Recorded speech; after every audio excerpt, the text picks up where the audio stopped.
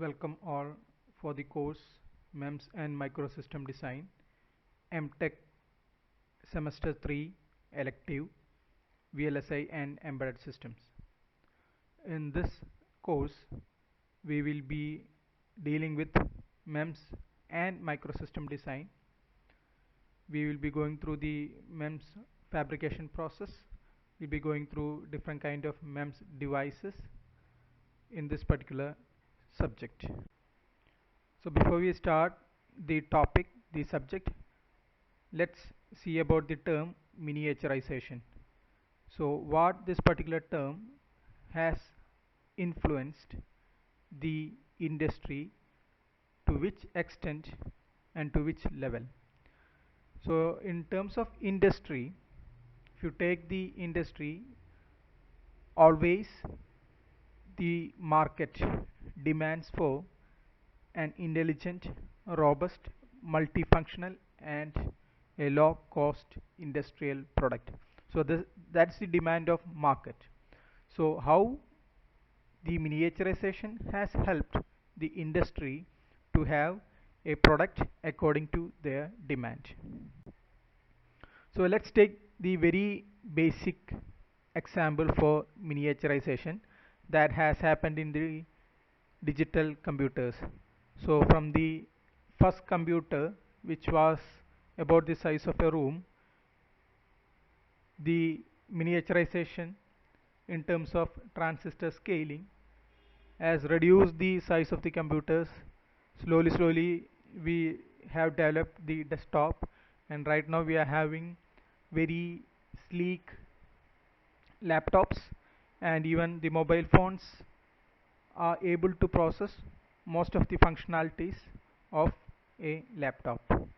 Okay, so in that way miniaturization has helped or influenced the industry, the market, in a very great extent.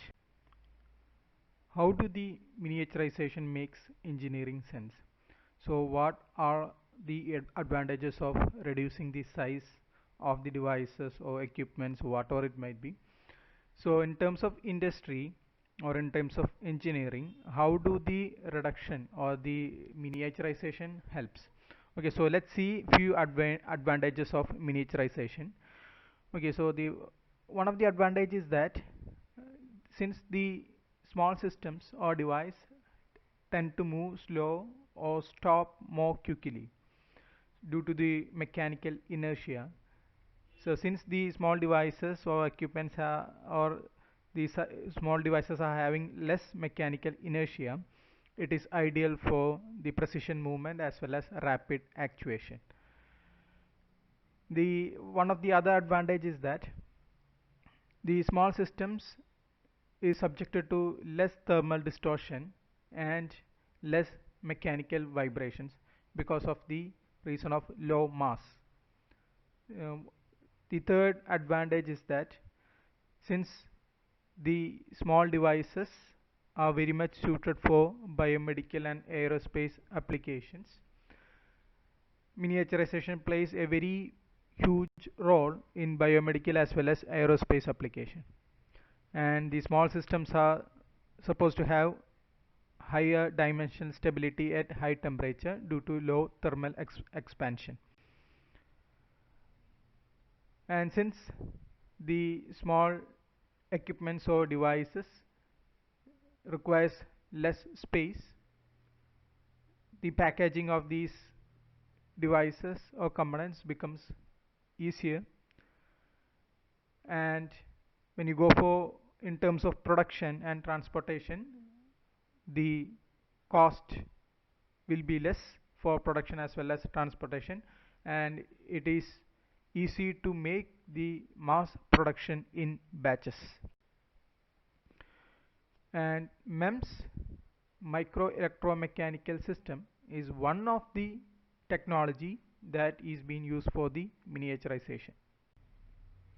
Okay, so what do we call as a MEMS device, or what do we call as a microsystem? Okay, so MEMS, you can say it as, it consists of components of size 1 micrometer to 1000 micrometer or 1 millimeter. So what is the role of MEMS? It is being constructed, the MEMS devices is being constructed to achieve certain engineering functions, okay, by means of some electromechanical or electrochemical means. So a MEMS system, it consists of two components: MEMS sensors, MEMS actuators, and a signal transduction unit. Okay, so MEMS is a technology and microsystem is a system made using MEMS devices like MEMS sensor or a MEMS actuator. So coming to the history of MEMS. So before we start with the history of MEMS, let's say about the history of microelectronics, which is very much related to the history of MEMS. So starting with 1947 with the invention of transistors, coming down the invention of ICs, and later on about the microprocessor. So you are having the microelectronics, basically you can say it as microfabrication technology. So currently we are in a stage of nanotechnology. Okay, so the miniaturization in terms of electronics industry has influenced the MEMS industry or the micro mechanical system industry. Okay, so let's see about few discoveries or developments that happened in the industry that increase the pace of miniaturization. Okay, in 1954 the piezo resistivity was discovered. So the piezo resistance was being used in lot of applications. So here you can see the application of a pressure sensor where you are having the arrangement of piezo resistors. So when the sensor is being subjected to the pressure, high pressure, the pressure variations will create the piezo resistance to change the resistor values. So by that you can measure the pressure. So we'll be seeing in detail about the sensors later. And few developments, well, let's see few case studies. The inkjet printers, so where you are using a lot of micro devices. So the advantage over there is that you can have the nozzles, very tiny nozzles, that too arranged so closely. The nozzles are extremely small and densely populated. So the advantage over there is that when you do the printing, since you are having a lot number of nozzles that to arrange so close, the printing resolution will be high. You can have sharp contrast and unit will be having good clarity. Why? Because since through the nozzle a very small amount of ink is coming out and you can heat the ink, the paper, in a fast manner such that you are going to have high speed printing operations. This is one of the case studies regarding the miniaturization of devices. And few other notable success was in terms of the automotive industry, where the airbag deployment system uses the MEMS devices. And for the projection, the projectors, the chip developed by Texas Instruments, the digital light processing chip.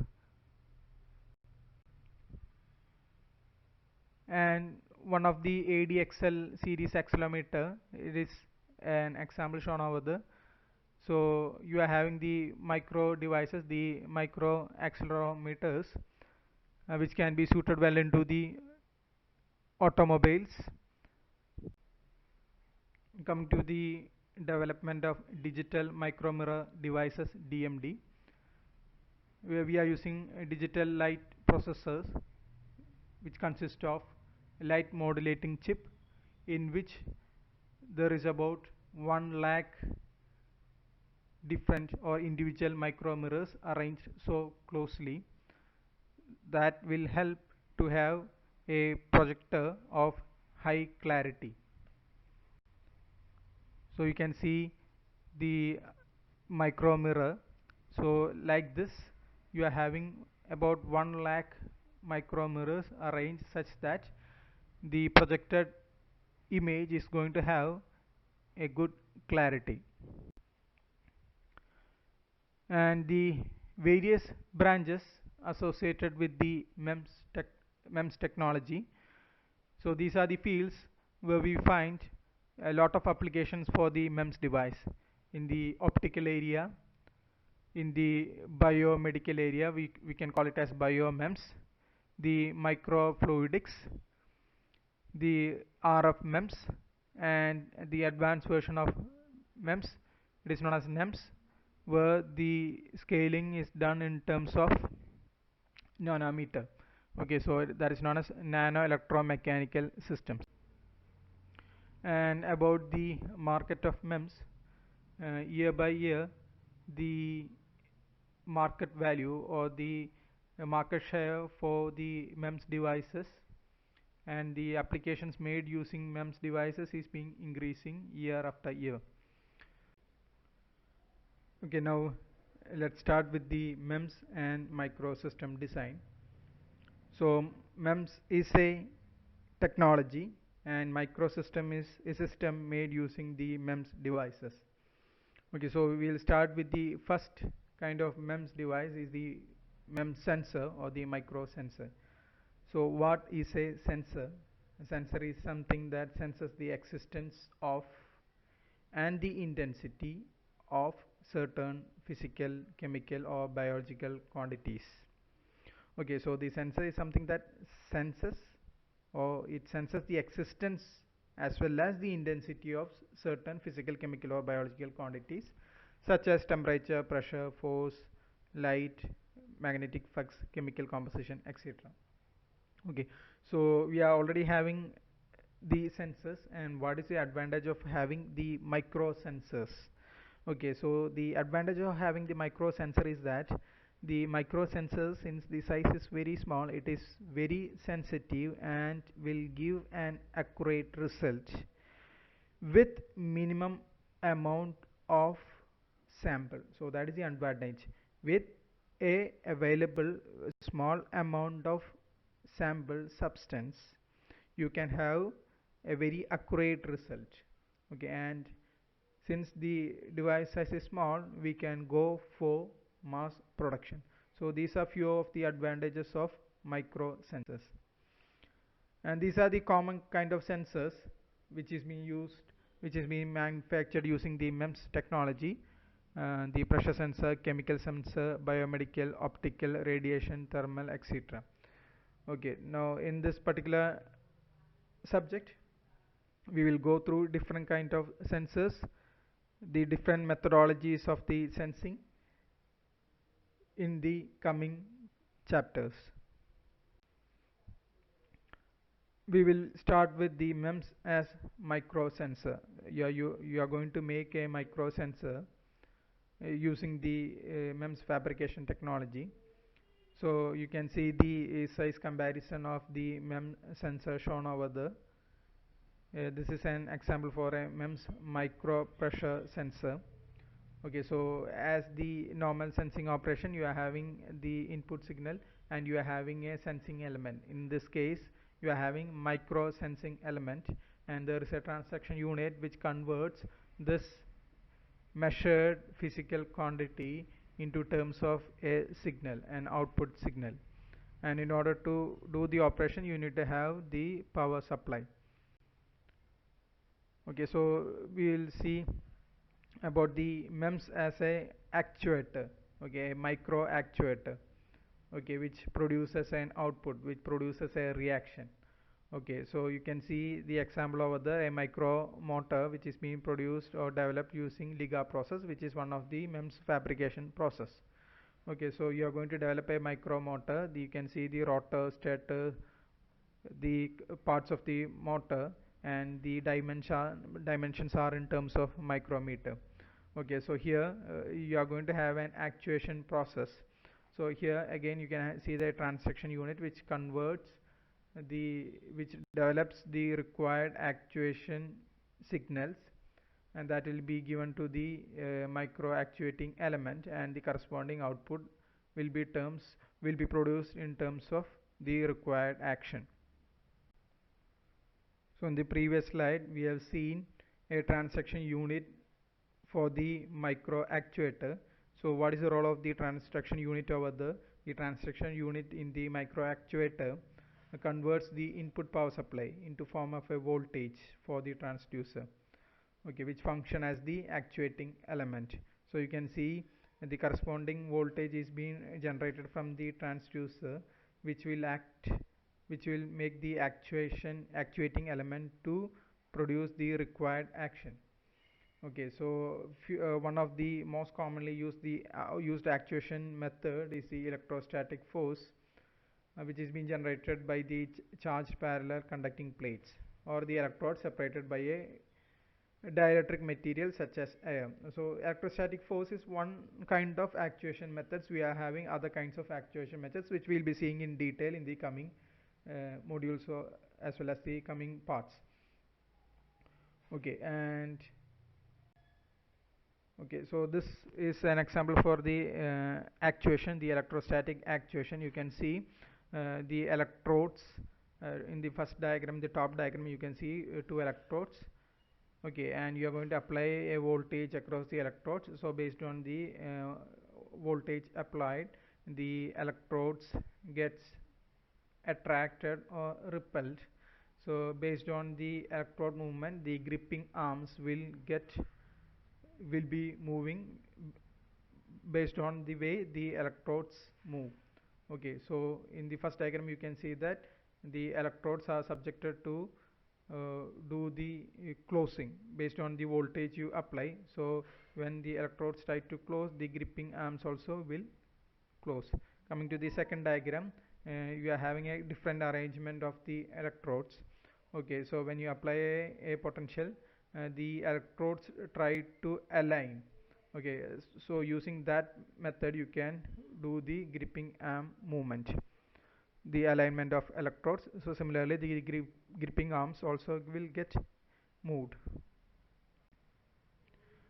Okay, so we are seeing a basic micro sensor, a micro actuator. These were examples. You will see about more kind of sensors and actuators in the coming sessions. So you are having a microsystem. A microsystem, it consists of sensor or a group of sensor. In this case you can see a sensor. It will be having a group of sensors as well as group of actuators, and it will be having a signal transduction and a processing unit. Okay, and which is being powered using a power supply. This is a basic microsystem. Okay, so as I said earlier, microsystem is a system that consists of MEMS components designed to perform a specific engineering function. Okay, so it consists of a microsensor, a microactuator, and a processing and transduction unit. A common example is the airbag deployment system in automobiles. Okay, as I said earlier, the market always requires a product to be intelligent. So how can you make the microsystem intelligent? So you are going to have a kind of control system inside it which is going to make the microsystem intelligent. So using the sensor, the device gets the input physical parameter, it checks the input physical parameter, it senses it, and using the transaction unit it will be converted to a corresponding signal, and it is being given to the signal conditioner, the processor. The signal processing takes place over there, and it is being given to a controller where the the controller gives the signal to the actuator, and from there you are having a feedback system, both from the input as well as the output using a comparator, and you are going to have a controlled actuation. So this is how we can make the microsystem intelligent. Now let's see few diagrams related to the MEMS. So this is a micro gear fabricated using the Liga process, and the pitch of the gear is in terms of 100 micrometer, and this is made from ceramics. Now the micro gear shown in the previous diagram, you can see a diagram in which the micro gear is in the hand of an ant. Okay, so that small is the micro gear that has been developed. Now coming to the micromotor, this is the diagram of a micromotor made up of nickel, and the parameters, sorry, the dimensions are in terms of micrometer. So this is the diagram of a micro turbine which is made of nickel, and it is having a diameter of 130 micrometer, and the purpose of the micro turbine is to generate the power, and this micro turbine is able to have a rotation of 1,50,000 rotations per minute. One of the important applications of MEMS is in terms of the optical MEMS. We are going to make or fabricate the micro optical components. So these micro optical components are used in high speed signal transmission in the telecommunication industry. So basically, in order to fabricate the micro lens, the optical switches, which are being very much used in the laser scanners, printers, copiers, etc. So this is the diagram of a micro optical switch. In terms of the dimensions are in terms of micrometers. So let's summarize. So we have seen the advantages of miniaturization in industry. We have seen the MEMS technology, the microsystem, the various MEMS components, and few examples, few case studies. We have seen about the microsystem, the components inside the microsystem, the components inside an intelligent microsystem, and after that we have seen few diagrams of the micro sensors and actuators. In the coming sessions we will be dealing with the materials used for MEMS fabrication, its properties, the technology used for the MEMS fabrication, the different technologies used in the MEMS fabrication, the different microsensors and actuators, and about the different case studies of the appliances developed using MEMS devices. Thank you.